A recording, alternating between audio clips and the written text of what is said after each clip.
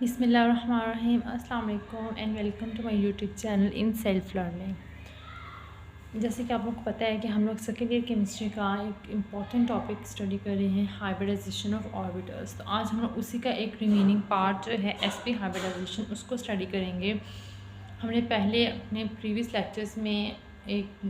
Lecture में किया था sp2 हाइब्रिडाइजेशन और उससे पहले हमने किया था sp3। तो आज हम लोग का जो इस टॉपिक का लास्ट पॉइंट है sp हाइब्रिडाइजेशन, उसको आज हम स्टडी करने लगे हैं।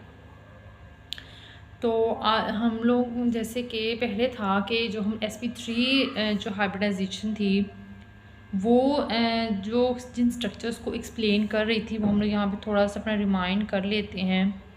जो हमारे पास sp3 था वो हमारे पास अल्केन के स्ट्रक्चर को एक्सप्लेन करने के लिए यूज़ किया जाता था, या हम लोग उसको अल्केन के स्ट्रक्चर को एक्सप्लेन करने के लिए sp3 हाइब्रिडाइजेशन करते थे। थ्रू sp3 हाइब्रिडाइजेशन अल्केन के स्ट्रक्चर को एक्सप्लेन करते थे। इसी तरह जब हमारे पास sp2 आया तो हमारे पास जो स्ट्रक्चर था वो हो गया अल्कीन का। अब जब हमारे पास sp हाइब्रिडाइजेशन आया तो अब हमारे पास स्ट्रक्चर जो है वो है अल्काइन का।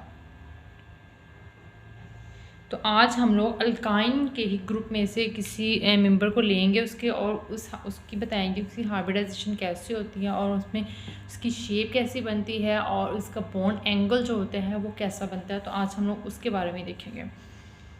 तो हम लोग सबसे पहले देख लेते हैं कि हम लोग इसकी कौन सी इसकी फैमिली में से कौन से मेंबर को ले रहे हैं। तो हमने सबसे पहले जब अल्कीन में किया था तो हमने मीथेन को लिया था, अल्कीन में किया था तो हमने इथेन को लिया था, और अब हम लोग अल्काइन में लेंगे तो हम लोग इथाइन को लेंगे।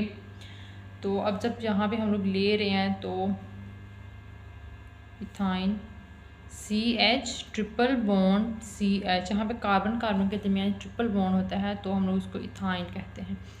सबसे पहले हम लोग इसकी कार्बन की जब करेंगे इलेक्ट्रॉन कॉन्फ़िगरेशन तो हमारे पास हम डायरेक्ट ही लिख लेते हैं कार्बन 6। जब हम इसको ग्राउंड अपने जो एक्साइटेड स्टेट में लेंगे 1s2 2s 2px 2py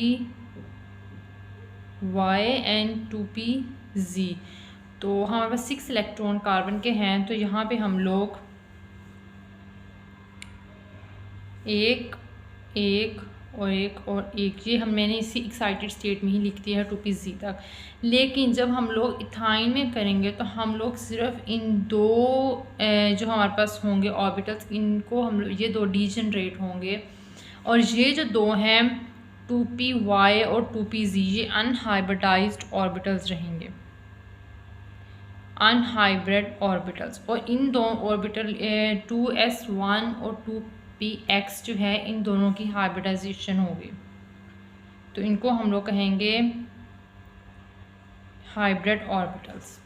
2s1 और 2px1 को हाइब्रिड ऑर्बिटल्स कहेंगे। अब इनकी शेप कैसी होती है, ये कैसे एक दूसरे के साथ ओवरलैप करते हैं, ये हम यहाँ पे देख लेते हैं। हमें पता है कि एस की हमारे पास शेप जो होती है वो स्फेरिकल होती है, और जो हमारे पास पी की शेप होती है वो हमारे पास डम्बल होती है। तो हम लोग जब यहाँ पे एस को बनाएंगे, उसको किसी भी आप लोग डायरेक्शन में बना लें, डजन मैटर नहीं करता, लेकिन जो 2px है उसको हम लोगों ने x की ही बनाना है। तो ये हमारे पास x है, ये y है, तो z को मैं नहीं बना रही क्योंकि हमारे पास उसकी ज़रूरत ही नहीं है।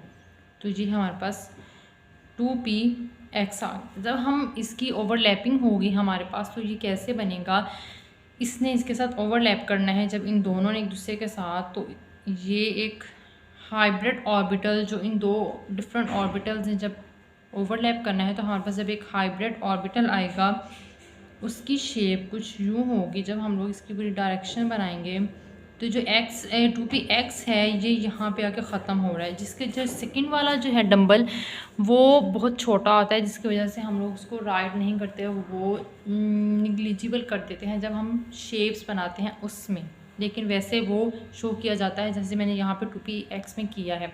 लेकिन जब हम लोग हाइब्रिड करेंगे एस को और पी को दोनों को, तो जो छोटे वाला होगा वो निगलेक्ट हो जाएगा, उसको नहीं बनाएंगे। इसी तरह जो हमारे पास एस है यहाँ पे एस जो है वो बन जाएगा, तो इसको हम लोग कहेंगे ये हमारे पास हाइब्रिड ऑर्बिटल बन गए हैं एस पी के। इसको हम लोग कहेंगे एस पी का ये हमारे पास एक हाइब्रिड ऑर्बिटल बन गया। तो हम लोग को नज़र आ रहा है जैसे हम लोगों ने पहले देखा था जब हमारे पास sp3 हाइब्रिडाइजेशन हो रही थी, उसमें जो शेप होती थी वो टेट्राहीड्रल बन रही थी, sp3 चल रहा था। लेकिन यहाँ पे हम लोगों के पास जो है वो जो उस पर sp2 हमारे पास आया था उसमें हमारे पास जो शेप थी वो ट्रायंगुलर शेप थी। लेकिन यहाँ पे हमें क्लियर नज़र आ रहा है कि इसकी शेप जो है वो लीनियर है, लीनियर इसकी जो शेप बन रही है।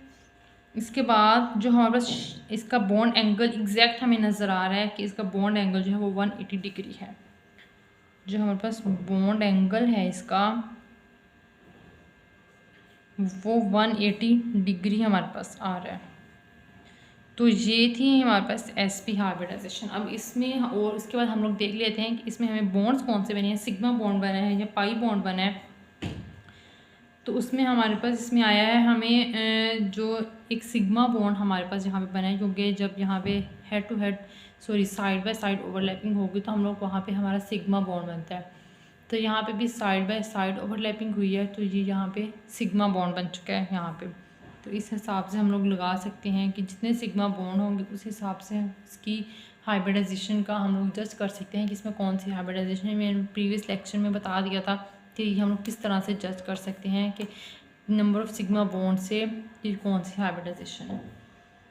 एंड और उसके बाद जो हमारे पास अनहाइब्रिडाइज ऑर्बिटल्स हैं 2p और 2pz, ये भी यहीं पे शो कर दिए जाते हैं यूँ करके एक और एक यूँ करके अनहाइब्रिडाइज ऑर्बिटल्स को, जो कि मैं यहाँ पे नहीं कर रही ताकि आप लोगों को अच्छे से समझ आ जाए इसकी।